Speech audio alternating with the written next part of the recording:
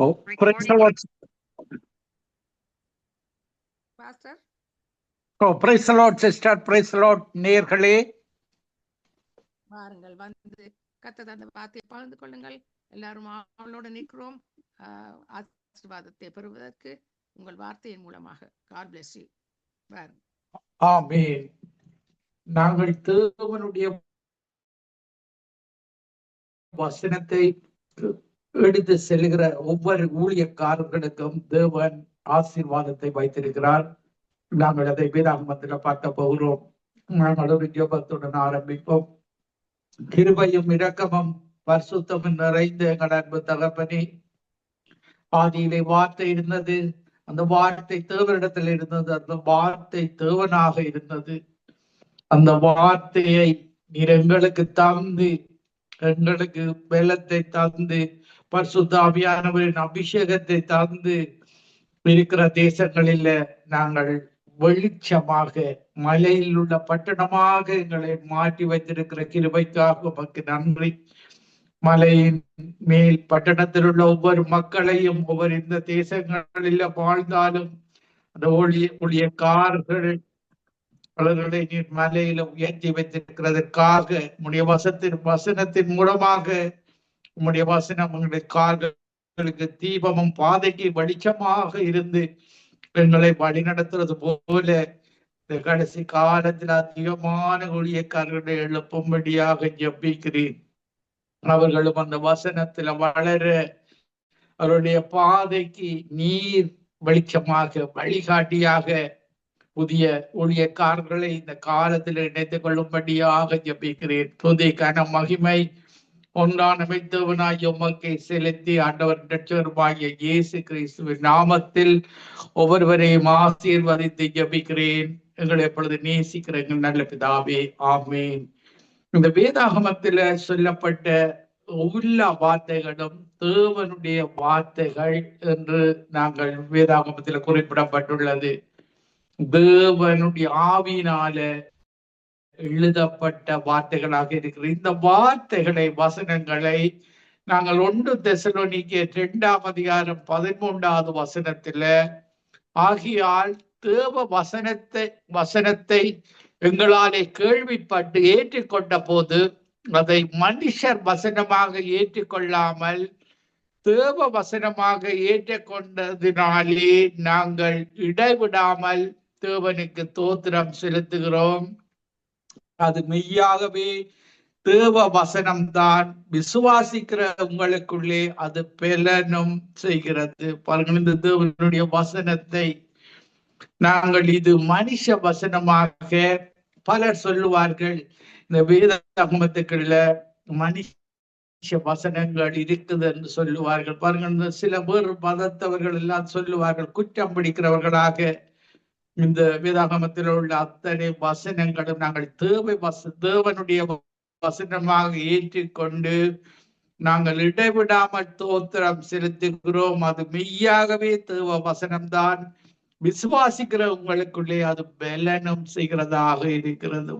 அது இந்த வேலையை செய்கிறதாக இருக்கிறது. ஒவ்வொரு வசனமும் குணமாக்குற வசனம், உங்களை ஆசீர்வதிக்கிற வசனம், தேவைகளை சந்திக்கிற வசனம், நன்மையான ஈவுகளை, பரிபூர்ணமான வரங்களை, அது ஒன்றான மெய்த்தவனிடத்திலே இருந்து எங்களுக்கு வருகிற வசனமாக இருக்கிறது. அதை நாங்கள் விசுவாசிக்கும் பொழுது, கடுகளவு விசுவாசத்தை நாங்கள் சேர்த்து கொண்டு விட்டால் எங்களுக்கு வருகிற அந்த மலையை பார்த்து மார்க் 11:23 படி நாங்கள் அந்த மலைக்கு கட்டளையிட வேண்டும். எங்களால முடியாத ஒவ்வொரு காரியங்களுக்கும் நாங்கள் கட்டளையிட்டு அந்த மலையை பார்த்து, அந்த புயலை பார்த்து, அந்த வறுமையை பார்த்து, அந்த நோயை பார்த்து, இயேசுவின் நாமத்தில் இப்பொழுதே அகன்று போ என்று நாங்கள் கட்டளையிடும் பொழுது அந்த விசுவாசத்தின் அளவை நாங்கள் அதிகரித்துக் கொள்ள வேண்டும். தேவ வசனத்தை எங்களுடைய இருதயத்தில கடுகளவுக்காவது குறைந்த அளவு சேர்த்து கொண்டு விட்டால் அதற்கு கட்டளையிடுகிற அதிகாரத்தை இயேசு கிறிஸ்து எங்களுக்கு தந்திருக்கிறார். இந்த சுவிசேஷம் பூமியில் உள்ள சகல ஜாதிகளுக்கும் பிரசங்கிக்கப்படும். அப்பொழுது முடிவு வரும். பாருங்கள், இந்த வசனத்தை நாங்கள் பிரயோகிக்கும் பொழுது வசனம் கிரிகை செய்கிறது. அதனால தேவன் அந்த இடத்துல அதிசயங்களை அற்புதங்களை செய்கிறவராக தேவன் இருக்கிறார். நாங்கள் எபிரேயர் 13ஆம் அதிகாரம் 7வது வசனத்தை பார்க்கும் பொழுது பாருங்கள், இந்த வேதாகமத்தில பழைய ஏற்பாட்டில இருந்து பழைய ஏற்பாட்டிலிருந்து ஆபிரகாம் முதல் பாருங்கள், இன்றைக்கு நாங்கள் இன்றைக்கு இறுதியாக இந்த இறுதி கால ஓட்டத்துல செய்கிற நாங்கள் ஒவ்வொருவரும் தேவனுடைய வசனத்தை போதிக்கிறோம், மற்றவர்களுக்கு அறிவிக்கிறோம். இப்படி அறிவிக்கிறவர்கள் நீங்கள் எபிரேயர் 11ஆம் அதிகாரத்துல பார்த்தீர்களாக இருந்தால் அவர்கள் எல்லோரும் தேவனுடைய வசனத்தை பிரசங்கித்து அறிவித்து அவர்கள் அவர்களுடைய நிலைமைகளை பார்க்கும்படியாக அவர்களை தேவன் அவருடைய ராஜ்யத்துல சேர்த்து கொண்டார். பாருங்கள், மரிப்பதற்கு முன்பாகவே தேவன் அந்த ஊழியக்காரர்களை தன்னிடத்துல சேர்த்து கொள்கிறவராக இருக்கிறார். எபிரேயர் 13ஆம் அதிகாரம் 7வது வசனத்துல தேவ வசனத்தை உங்களுக்கு போதித்து உங்களை நடத்தினவர்களை நீங்கள் நினைத்து அவர்களுடைய நடக்கையின் முடிவை நன்றாய் சிந்தித்து அவர்களுடைய விசுவாசத்தை பின்பற்றுங்கள்.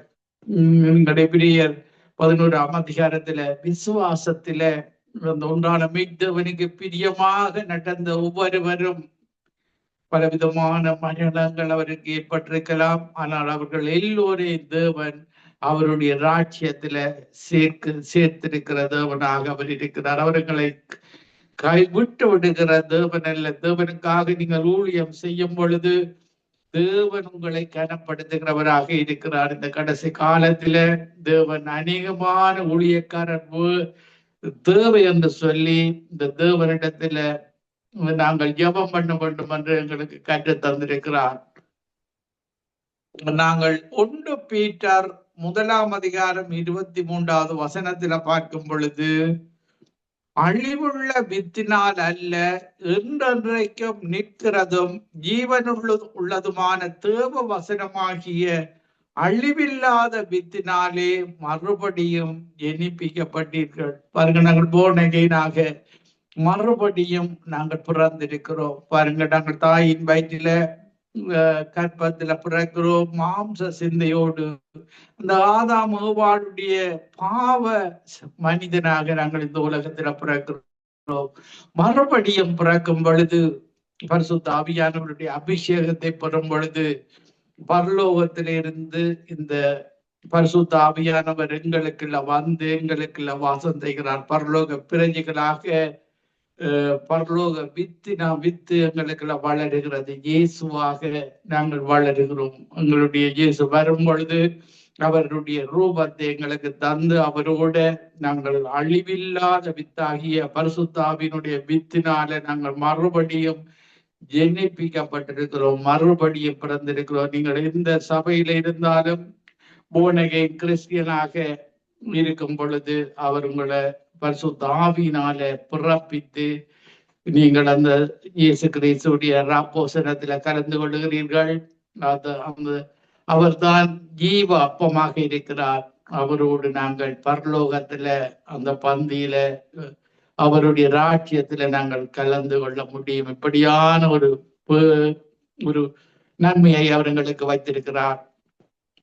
பாருங்கள், எங்களுடைய தேவன் நாங்கள் அவரை ஜெபித்து துதித்து அதிக நேரம் எங்களுடைய மெய்யான தேவனோடு உறவாடும் பொழுது அவர் எங்களுடைய முகத்தை பிரகாசிக்க செய்கிறவராக இருக்கிறார். பாருங்கள், மோசே 40 நாட்கள் தேவனோடு உறவாடினார்.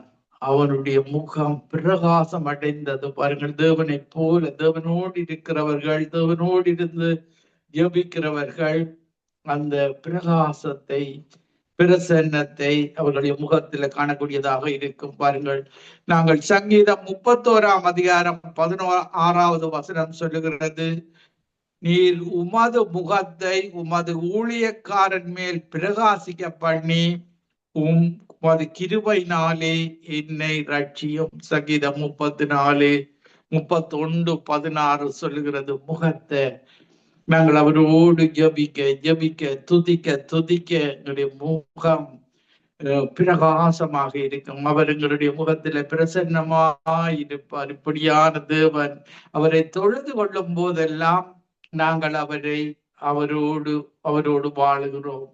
நாங்கள் எங்களுடைய உயிர் இன்றைக்கு கொலோசியர் 3:3 சொல்லுகிறது, எங்களுடைய ஜீவன் தேவனுக்குள்ள இயேசு கிறிஸ்துக்குள்ள தேவனுக்குள் மறைந்திருக்கிறது. எங்களுடைய உயிர் இப்படியாக பரிசுத்த ஆவியின் அபிஷேகத்தை பெற்ற ஒவ்வொருவருடைய உயிரும் இயேசு கிறிஸ்துக்குள்ளாக தேவனுக்குள் மறைந்திருக்கிறது. மீண்டுமாக இயேசு வரும் பொழுது எங்களுக்கு புதிய ஆடையை தந்து, அவரோடு வாழுகிற ஆடையை தந்து, நித்தியமாக நாங்கள் அவரோடு வாழுகிற வாழ்வை அடைந்து கொள்ள முடியும். அதற்காகத்தான் நீங்கள் மறுபடியும் பிறக்க வேண்டும்.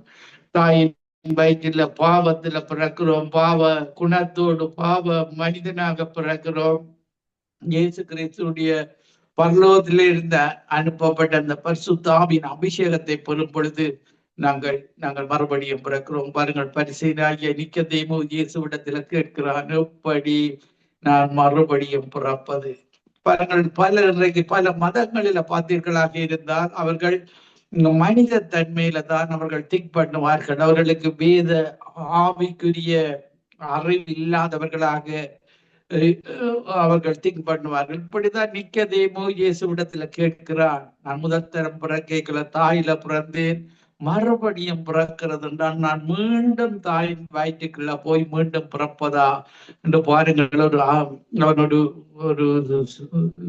ஒரு போதகராக இருந்த மறுபடியும் பிறப்பதை இயேசுவிடத்துல கற்றுக்கொண்டதை நாங்கள் பார்க்கக்கூடியதாக இருக்கிறது. அவன் பரிசேயனாக இருந்தாலும் பாருங்கள், இயேசு மரிக்கும் பொழுது அந்த மரணத்தில யோசேப்போடு அவன் சேர்ந்த அந்த இயேசுடைய உடலை அடக்கம் பண்ணினதை நாங்கள் பார்க்கக்கூடியதாக இருக்கிறது.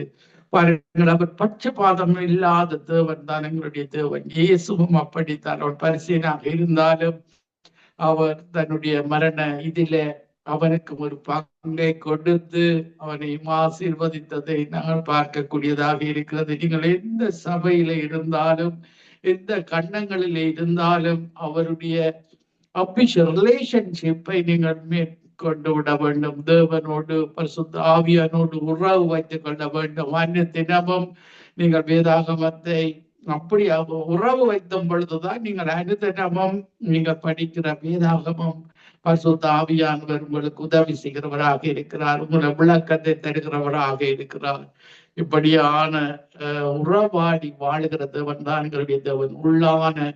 உள்ளான மனுஷன் நாளுக்கு நாள் புதுப்பிக்கப்பட்டு இயேசுவாக மாறுகிற மனிதன் தான் எங்களுக்குள்ள வாசம் செய்கிற அழிவில்லாத வித்தாக இயேசு எங்களுக்குள்ள வளர்ந்து கொண்டிருக்கிறார். பாருங்கள், நாங்கள் சங்கீதம் 34 அதிகாரம் 22வது வசனத்தில ஒரு ஊழியக்காரன் தேவனுக்கு உண்மையோடு உத்தமத்தோடு செய்கிற ஊழியக்காரன் என்ற ஆத்துமாவை பாருங்கள், பல ஊழியக்காரர்கள் இப்படியாக சில ரேசிஸ்டுகளுக்கூடாக மரணத்தை தழுவி கொடுக்கிறார்கள். அவர்கள் மரணத்தை அவர்கள் தழுவிக்கொள்ள முன்பாக அந்த ஆத்துமாவை எடுத்து விடுகிறார். தேவன் அதை தன்னுடைய பரலோகத்தில உள்ள பலிபீடத்தில அந்த இயேசுவுக்காக மரிக்கிற ஆத்துமாக்களை அவர் எடுத்து தன்னுடைய பலிபீடத்துல வைத்திருக்கிறார். அந்த பலிபீடத்தில் உள்ள ஆத்துமாக்கள் தேவனை நோக்கி கேட்கும், எங்களுக்கு எப்பொழுது நீர் நீதி செய்வீர் என்று சொல்லி பாருங்கள், தேவன் வெளிப்படுத்தல நாங்கள் பார்க்கக்கூடியதாக இருக்கிறது. எப்பொழுது எங்களுக்கு இந்த நீதியை செய்வீர்? தேவன் நீதி உள்ள நியாயாதிபதி. பாருங்கள், கிறிஸ்தவர்களை அவர்கள் கொலை செய்து போட்டு அவர்களுக்கு ஒரு நாள் தேவன் நீதி செய்கிறவராக இருக்கிறார். பாருங்கள், துன்மார்க்கர் பாவம் செய்து துன்மார்க்கத்தை செய்து பணத்தை பெருக்கிக் கொள்ளுவார்கள். ஆனால் தேவன் எல்லாவற்றுக்கும் ஒரு நாள் துன்மார்க்கர்களுடைய தண்டனையை உடனே கொடுப்பதில்லை, அதற்கு ஒரு நாளை வைத்திருக்கிறார். இப்படியாக தேவன் ஒவ்வொன்றிற்கும் ஒரு காலத்தை வைத்து நேரத்தை வைத்து அந்த தேவனுடைய மெய்யான தேவன் நீதியை செய்கிற தேவனாக இருக்கிறார். நாங்கள் ஊழியக்காரராக இருந்தால் கூட தேவனிடத்திலிருந்து தப்பி விட முடியாது. மனிதரிடத்திலிருந்து நாங்கள் தப்பித்து விடலாம். எங்கள் ஒவ்வொருவருக்கு நாங்கள் அவருக்கு பிரியமில்லாத காரியங்களை செய்யும் பொழுது, பிரியமில்லாத வார்த்தைகளை பேசும் பொழுது கூட அவருக்கு நாங்கள் கணக்கு ஒப்புவிக்க வேண்டும். பாருங்கள், ஆதலால் தேவனுடைய வார்த்தையின்படி நாங்கள் கேட்கிறவர்களாக மட்டுமல்ல, அதன்படி நடக்கிறவர்களாக தவறு ஏதாவது தவறு நிகழ்ந்து விட்டால் அவர் மன்னிப்பை பெற்று நாங்கள் மீண்டுமாக அவரோடு ஐக்கியமாய் கொள்ள வேண்டும். அப்படியான ஒரு இரக்கமுள்ள தேவன் தான், கிருபை உள்ள தேவன் தான் எங்களுடைய தேவன். தாவீது ஒரு தடவை பாவம் செய்த பொழுது அவர் கிருபையையும் இரக்கத்தையும் கேட்டு அவன் அந்த மன்னிப்பை பெற்றுக் கொண்டான், உற்சாகமான ஆவியை பெற்றுக் கொண்டான். பரிசுத்த ஆவியை எடுத்து போடாதே என்று பாருங்கள், அவனுடைய தேவனுடைய இரக்கத்தை பெற்று அவன் நடந்ததை நாங்கள் பார்க்கக்கூடியதாக இருக்கிறது. சங்கீதம் 34 22 வசனத்துல, கர்த்தர் தமது ஊழியக்காரரின் ஆத்துமாவை மீட்டுக் கொள்ளுகிறார், அவரை நம்புகிற ஒருவன் மேலும் குற்றம் சுமராது. எங்களுடைய குற்றங்கள் பாவங்களை எல்லாம் இயேசு சுமந்து தீர்த்து விட்டார். எங்கள் மேலே குற்றம் சுமாராத மாடி எங்களை அவர் வழி நடத்துகிற தேவன் தான். எங்களுடைய தேவன் ஊழியம் செய்யும் பொழுது ஆத்துமாவை மீட்டுக் கொண்டு அவரை நம்பி நாங்கள் உண்மையோடு முத்தமத்தோடு செய்கிற எங்கள் ஒவ்வொருவர் மேலும் அவர் குற்றம் சுமராது எங்களுக்காக பரிந்து பேசுகிற தேவனாக இருக்கிறார். இன்றைக்கும் தேவனுடைய வலது பார்சத்தில எங்களுக்காக பரிந்து பேசுகிற தேவனாக இருக்கிறார். வயிற்று கடங்காத பெருமூச்சோடு தேவனிடத்துல விண்ணப்பம் செய்கிற தேவன் கிறிஸ்துவாக இயேசு கிறிஸ்து இருக்கிறார். நாங்கள் சங்கீதம் 35 27 வசனத்திலே பார்க்கும் பொழுது, சங்கீதம் 35:27 நீதி விளங்க விரும்புகிறவர்கள் கம்பீரித்து மகிழ்ந்து தமது ஊழியக்காரனுடைய சுகத்தை விரும்புகிற கர்த்தருக்கு மகிமை உண்டாவதாக என்று எப்போதும் சொல்லுவார்கள். பாருங்கள், ஒரு ஊழியக்காரன் நோயோடு இருக்கிறது, தேவனுக்கு பிரியமில்லை. பாருங்கள், இயேசுவிடத்துல வந்து ஒரு குஷ்டரோகி என்னை சுத்தமாக்க முடியும், உமக்கு சித்தம் உண்டானால் என்னை சுத்தமாக்க உம்மாலே ஆகும். பாருங்கள், இயேசு கிறிஸ்து எனக்கு எப்பொழுதும் சித்தம் உண்டு, நீ நோயோடு வாழ, நீ அந்த குஷ்டரோகத்தோடு வாழுறது எனது விருப்பம் இல்லை என்று சொல்லி சுத்தமாக்குவதை நாங்கள் பார்க்கக்கூடியதாக இருக்கிறது. இப்படியாக ஊழியக்காரனுடைய சாதாரண மனிதர்களுக்கே தேவன் இப்படி செய்வாராக இருந்தால், ஊழியக்காரனுடைய சுகத்தை விரும்புகிற கர்த்தருக்கு மகிமை உண்டாவதாக. எங்களுடைய நோயோடு, கவலையோடு, கண்ணீரோடு, துக்கத்தோடு வாழ வைக்கிற தேவன் அல்ல. தேவனுக்காக நாங்கள் என்ன காரியங்களை செய்தாலும் தேவன் எங்களை கனப்படுத்துகிற தேவனாக இருக்கிறார். உண்மையோடும் உத்தமத்தோடும் செய்கிற ஒவ்வொரு ஊழியக்காரரையும் தேவன் கனப்படுத்துகிற தேவனாக இருக்கிறார். நாங்கள் பார்க்கும் பொழுது அவர் எங்களுக்காக பரிதாபப்படுகிற தேவனாக இருக்கிறார். நாங்கள் கர்த்தர் தம்முடைய ஜனத்தின் நியாயத்தை விசாரித்து தம்முடைய ஊழியக்காரன் மேல் பரிதாபப்படுவார். மனதுருகுவார், எங்கள் மேலே இரக்கம் வைப்பார். இப்படியான தேவன் தான் எங்களுடைய தேவனாக இருக்கிறார். பாருங்கள், நாங்கள் ஒருத்தரை ஆசீர்வதிக்கும் பொழுது தேவன் அந்த வார்த்தையை கனப்படுத்துகிற தேவனாக இருக்கிறார். ஊழியக்காரன் நாங்கள் ஜெபித்து அவர்களுக்கு வார்த்தைகளை சொல்லும் பொழுது அந்த வார்த்தையை அவர் உறுதிப்படுத்தி நிறைவேற்றுகிறவராக இருக்கிறார். பாருங்கள், நாங்கள் பார்க்கும் பொழுது ஏசாயா 44 26 வசனத்துல பார்க்கும் பொழுது, ஏசாயா 44:26 நான் என் ஊழியக்காரரின் வார்த்தையை நிலைப்படுத்தி என் ஸ்தானாதிபதிகளின் ஆலோசனையை நிறைவேற்றி குடியேறுவாய் என்று எருசலேமுக்கும் கட்டப்படுவீர்கள் என்று யூதாவின் பட்டணங்களுக்கும் சொல்லி அவைகளின் பாழான ஸ்தலங்களை எடுப்பிப்பவர். இப்படியாக எங்களுடைய வார்த்தையை நாங்கள் ஆசீர்வாதமான வார்த்தைகளை ஊழியக்காரன் மக்களுக்கு சொல்லும் பொழுது அதை அந்த அந்த வார்த்தையை நிலைப்படுத்துகிற தேவன் தான் எங்களுடைய தேவன். வேதாகமத்தின்படி வார்த்தைகளை நாங்கள் சொல்லும் பொழுது அவர் எங்களுடைய வார்த்தைகளை நிலைப்படுத்தி எங்களை உற்சாகப்படுத்துகிற தேவன் தான் எங்களுடைய தேவன். நாங்கள் ஏசாயா 54 அதிகாரம் 17வது வசனத்திலே ஊழியக்காரருக்கு விரோதமாக உருவாக்கப்படும், உனக்கு விரோதமாக உருவாக்கப்படும் எந்த ஆயுதமும் வாய்க்காதே போ. உனக்கு விரோதமாய் நியாயத்தில் எழும்பும் எந்த நாவையும் நீ குற்றப்படுத்துவாய். இது கர்த்தருடைய ஊழியக்காரரின் சுதந்திரமும் என்னால் உண்டான அவர்களுடைய நீதியுமாய் இருக்கிறது என்று கர்த்தர் சொல்லுகிறார். பர்களுக்கு விரோதமாக எந்த ஆயுதமும் வாய்க்காமலே போக பண்ணுகிற தேவன் தான் எங்களுடைய தேவன். எங்களுக்கு எதிராக நாங்கள் உண்மையாக உத்தமமாக பரிசுத்தமாக நடக்கும் பொழுது எந்த ஆயுதமும் வாய்க்காமல் போக செய்கிற தேவன் தான் எங்களுடைய தேவன். வார்த்தையை எல்லா பிரஸ்தாபங்களை பார்க்கிலும் தேவன் வார்த்தையை மகிமைப்படுத்தியிருக்கிறார். அவர் போய் சொல்ல ஒரு மனிதன் அல்ல, மனம் மாற அவர் ஒரு மனிதர் அல்ல, அவர் மனம் மாற அவர் ஒரு மனிதர் அல்ல. சொல்லியும் செய்யாதிருப்பாரோ, வசனித்து நிறைவேற்றாதிருப்பாரோ. அவர் சொன்னபடி செய்கிற தேவன் தான் எங்களுடைய தேவன். இயேசுவும் பாருங்கள், இந்த உலகத்தில் இருக்கும் பொழுதே நான் மரிப்பேன், 3ஆம் நாள் உயிர்த்தெழுவேன் என்று சொல்லி சீடர்களுக்கு சொன்னபடி அவர் 3ஆம் நாள் உயிர்த்தெழுந்து அவர்களுக்கு அந்த அதிகாரத்தை கொடுத்ததை நாங்கள் பார்க்கக்கூடியதாக இருக்கிறது. இப்படியான தேவன் தான் உண்மை உள்ள தேவன், பொய்யுரியாத தேவன், ஒன்றான மெய்த்தேவன், என்னை விட வேறு தேவன் இல்லை என்று சொல்லுகிற ஒரே ஒரு தேவன் தான் நாங்கள் ஆராதிக்கிற தேவன். இந்த வேதாகமத்தில் சொல்லப்படுகிற தேவன். அவருடைய வார்த்தை உண்மை உள்ளது வார்த்தை. தேவன் தருகிற வசனங்களாக நீங்கள் அதை எடுத்துக்கொள்ள வேண்டும். பாருங்கள், இன்றைக்கு பத்திரிகைகளில பார்த்தீர்களாக இருந்தால் அது மனித வசனங்கள். இன்றைக்கு கொலைகள், விச்சாரங்கள், இப்படியான பாவங்கள் எல்லாம் அந்த பத்திரிகைகளில பார்க்க முடியும். பாருங்கள், வேதாகமம் நற்செய்தியை அநேகமான 99 விதமான பத்திரிகைகள்ல பார்க்க முடியாத ஒரு விதமான மக்கள் தான் இடுக்கமான பாதை.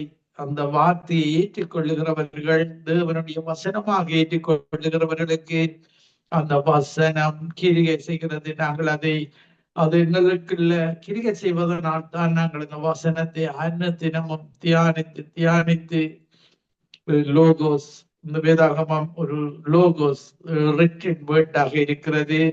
ஏற்ற நேரத்தில் அவர் ரீமா வேர்டாக அந்த நேரத்தில் பயன்படுத்துகிற வார்த்தைகளை அவர்களுக்கு தருகிற தேவன் தான் எங்களுடைய தேவனாக இருக்கிறார். பரிசுத்த ஆவியின் மூலமாக அவர் எங்களுக்கு தருகிறார்.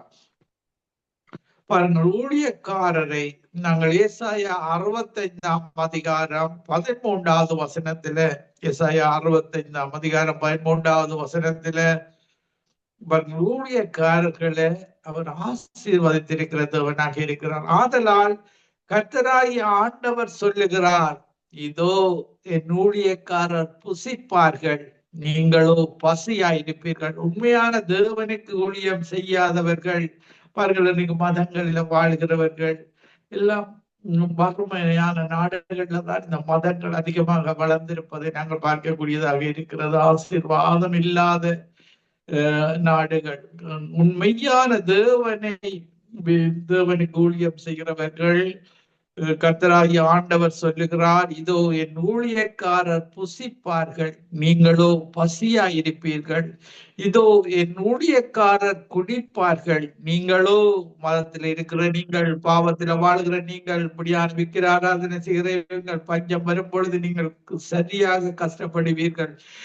என் ஊழியக்காரர் குடிப்பார்கள், நீங்களோ தாகமாயிருப்பீர்கள். இதோ என் ஊழியக்காரர் சந்தோஷப்படுவார்கள், நீங்களோ வெட்கப்படுவீர்கள். பாருங்கள், இயேசு இந்த உலகத்தில் இருக்கும் பொழுது எல்லாரையும் அடைக்கிறார். என்னிடத்துல வருகிறவர்களை நான் ஒரு பொழுதும் புறம்பே தள்ளுவதில்லைன்னு சொல்லி யாரும் வரலாம். எந்த மதத்தில இருந்தும் எந்த பாவம் செய்திருந்தாலும் அவரிடத்துல மன்னிப்பு உண்டு. நீங்கள் அறியாமல் செய்த காலங்களில செய்த பாவத்தை அந்த அன்புள்ள இயேசு கிறிஸ்து தன்னையே பலியாக்கி எங்களுடைய பாவ நிவாரண பலியாக அந்த பழைய ஏற்பாட்டில் அடிக்கப்பட்ட ஆட்டுக்குட்டியாக தேவனுடைய குமாரனாக இந்த உலகத்துல வந்து எங்களுடைய பாவங்கள் சாபங்கள் எல்லாவற்றையும் சுமந்து கொண்டு பாருங்கள் எங்களுக்கு இன்றைக்கு ஆசீர்வாதத்தை தந்துவிட்டு போயிருக்கிறார். சூழியக்காரர்களுக்கு அவரை விசுவாசிக்கிற ஒவ்வொருவரும் அவர் ஒருவரையும் தள்ளுவதில்லை. மதங்களுக்குள்ளே தள்ளும், உங்களுடைய நீங்கள் ஆராதிக்கிற விக்கிரகங்கள் பல விதமான விக்கிரகங்கள், நீங்கள் முக்கோடி தேவர்களை இருக்கலாம், ஒரு தேவர் இல்லாவிட்டால் மறு தேவரிடத்துல போவீர்கள். இப்படியாக எங்களுடைய தேவன் தேவாதி தேவனாக கத்தாதி கத்தராக மிக உயர்ந்த மெய்த்தேவனாக அவர் இருக்கிறார். நாங்கள் ஏசாயா 65ஆம் அதிகாரம் 14வது வசனத்திலே பார்க்கும் பொழுது, ஏசாயா, இதோ என் ஊழியக்காரர் மன மகிழ்ச்சியினாலே கம்பீரிப்பார்கள், நீங்களோ மன நோவினால் அலறி ஆவியின் முறிவினாலே புலம்புவீர்கள். பாருங்கள், மதத்தில் உள்ளவர்கள் அங்கு வசதிகள் கிடையாது. பன்னல் கிறிஸ்தவ நாடுகளில ஆம்புலன்ஸ், பாதுகாப்பான போக்குவரத்து எல்லாம் அதிக அளவு இருக்கிறது. கிறிஸ்தவ நாடுகளில் அவர்கள் மனிதர்கள் கிறிஸ்தவத்தை பின்பற்றினபடியால் அவர்கள் அப்படியாக பழக்கி விட்டிருக்கிறார்கள். சேஃப்டியை இந்த நாடுகள்ல பார்க்கக்கூடியதாக இருக்கிறது. இந்த வறுமையான நாடுகள்ல சேஃப்டி இல்லாமல் இருக்கிறதை பார்க்கக்கூடியதாக இருக்கிறது. நாங்கள் ஏசாயா 66ஆம் அதிகாரம் 13வது வசனத்திலேயும், ஒருவனை அவன் தாய் தேற்றுவது போல் நான் உங்களை தேற்றுவேன், நீங்கள் எருசலேமில் தேற்றப்படுவீர்கள். இப்படியாக எங்களை தேற்றுகிற தேவனாக இருக்கிறார். பாருங்கள், கடைசி நாட்களில யோவேல் 2ஆம் அதிகாரம் 29வது வசனத்துல கடைசி கால அபிஷேகத்தை எல்லார் மேலும் ஊற்றுவார். யோவேல் 2:29 சொல்லுகிறது, ஊழியக்காரன் மேலும் ஊழியக்காரிகள் மேலும் அந்நாட்களிலே ஆவியை ஊற்றுவேன் என்று சொல்லுகிறார். பாருங்கள், ஊழியக்காரருக்கு தேவன் ப்ராஃபிட்டுக்கு தன்னுடைய காரியத்தை சொல்லாமல் ஒன்றையும் செய்ய மாட்டார். பாருங்கள், அன்றைக்கு சோதோம் குமோரா அழிக்கப்படும் பொழுது ஆபிரகாமுக்கு இதை சிநேகிதனுக்கு நான் அறிவியாமல் இருப்பேன் என்று சொல்லுகிறார். நாங்கள் ஆமோஸ் 3ஆம் அதிகாரம் 7வது வசனம் சொல்லுகிறது, கர்த்தராகிய ஆண்டவர் தீர்க்கதரிசிகளாகிய தம்முடைய ஊழியக்காரருக்கு தமது இரகசியத்தை வெளிப்படுத்தாமல் ஒரு காரியத்தையும் செய்ய மாட்டார். ஆமோஸ் 3ஆம் அதிகாரம் 7வது வசனம். பாருங்கள், மல்கியா 3ஆம் அதிகாரம் 18வது வசனத்துல, நீங்கள் இயேசுவிடத்துல அந்த மெய்த்தேவனிடத்துல வரும் பொழுது ஒன்று நீதிமானாக இருக்கிறீர்கள், இல்லாவிட்டால் நீங்கள் ஊழியக்காரனாக இருக்கிறீர்கள். நீதி, பாருங்கள், நீதிமானுக்கும் துன்மார்க்கனுக்கும் ஊழியக்காரனுக்கும் ஊழியம் செய்யாதவனுக்குள்ள வித்தியாசத்தை தேவன் தெளிவாக மல்கியா 3:18 எடுத்து சொல்லி இருக்கிறார். அப்பொழுது நீங்கள் நீதிமானுக்கும் துன்மார்க்கனுக்கும் தேவனுக்கு ஊழியம் செய்கிறவனுக்கும் அவருக்கு ஊழியம் செய்யாதவனுக்கும் இருக்கிற வித்தியாசத்தை திரும்பவும் காண்பீர்கள். பாருங்கள், இப்படியாக நாங்கள் அவருடைய வருகைக்கு நாங்கள் விழித்திருக்க வேண்டும், ஆயத்தமாக இருக்க வேண்டும், ஜெபிக்க வேண்டும் என்று எங்களை கற்றுத் தருகிறார். நான் உங்களுக்காக ஜெபிக்கிறேன். கிருபையும் இரக்கமும் பரிசுத்தமும் நிறைந்த எங்கள் அன்பு தகப்பனே, நீர் ஊழியக்காரர்களுக்கு எவ்வளவு நன்மைகளை நீர் வேதாகமத்தில் எழுதி வைத்திருக்கிறீர். நீதிமானுக்கும் துன்மார்க்கருக்கும் உள்ள வித்தியாசத்தை நீர் தருகிற தேவனாக இருக்கிறீர். பாருங்கள், அந்த துன்மார்க்கனும் மரித்து நரகத்துக்கு போதும் பிரியமல்ல, அவனும் மனம் திரும்பி உம்மிடத்துல வருவதுதான் உமக்கு பிரியம் என்று வேதாகமத்தில் எழுதி இருக்கிறீர். துன்மார்க்கத்துல பாவத்துல இந்த பிசாசின் வலையில விழுந்து நரகத்துக்கு போவதும் அது பிரியமில்லை. எல்லாரும் ரட்சிக்கப்பட வேண்டும், எல்லாரும் மனம் திரும்ப வேண்டும். பாருங்க, ஊழியம் செய்கிறவனுக்கும் ஊழியம் செய்யாதவர்களுக்குள்ள வித்தியாசத்தை காண்பிப்பேன். ஊழியம் செய்கிறவர்களை நீர் ஆசீர்வதிக்கிறதற்காக நன்றி. இந்த நித்திய ஒளியம் சங்கமம் ரேடியோவில் ஊழியம் செய்கிற ஒவ்வொருவரையும் உற்சாகப்படுத்தி அவர்களை எழும்பி பிரகாசிக்க என்ன விசுவாசிக்கிறவன் என்னிலும் பெரிய காரியங்களை செய்வான் என்ற வசனம் இந்த கடைசி காலத்தில் நிறைவேற கிருபை செய்வீராக. ஒவ்வொருவரையும் ஆசீர்வதிப்பீராக. மறு ஒலிபரப்பை கேட்க போகிற ஒவ்வொருவரையும் ஆசீர்வதி. துதி கன மகிமை ஒன்றான மெத்தவராய் உமக்கு செலுத்தி ஆண்டவரின் ரட்சகருமாகிய இயேசு கிறிஸ்துவின் நாமத்தில் அனைவரையும் ஆசீர்வதித்து ஜெபிக்கிறேன் நல்ல பிதாவே. ஆமீன், ஆமீன், ஆமீன்.